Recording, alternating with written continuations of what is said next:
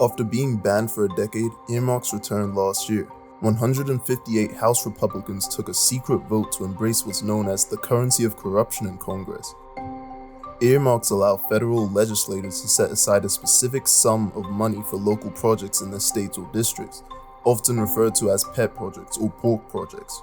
In the 2000s, members were being indicted, convicted, and serving jail sentences for corrupt earmarking.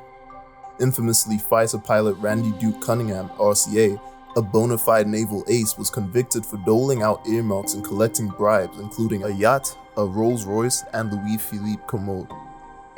But last year, as part of the bill to fund the government in 2023, Congress earmarked 7,509 projects at the cost of $16 billion. The favors are all paid for by taxpayers on top of the $1.7 trillion worth of spending in the bill. So we mapped each earmark by state across America so that you, the taxpayer, can see where your money ends up. The examples range from wacky, like $1 million for Macadamia Nut Health Initiative in Hawaii, or $2 million for the Great Blacks in Wax Museum in Baltimore, to the downright frustrating. Already wealthy institutions like Columbia University, the Field Museum of Chicago, and the New York Botanical Gardens, they collected a combined $7.5 million. And here are the 10 members of Congress who earmarked the most. 7 of them are Republicans, and the top 3 alone earmarked $1.6 billion. Senator Shelby, Senator Inhofe, and Senator Murkowski. Overall, Democrats out-earmarked Republicans with $9.1 billion to $6.4 billion.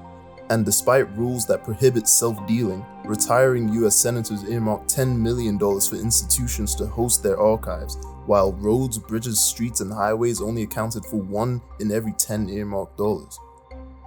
Retiring Senator Blunt went even further, showering $91 million on 2 Missouri universities, naming buildings after him. Community projects of merit like the $1 million splash pad in Michigan or the $4 million to renovate a theater in Texas should be funded locally, not with federal dollars. The late Senator Tom Coburn called earmarks a gateway drug to overspending, and last year's bill is the proof. $16 billion wasted on thousands of favors and pet projects is unacceptable. So it's time for a public, up or down vote on using earmarks in the House of Representatives. If lawmakers enjoy the currency of corruption, they should have to stand by it publicly.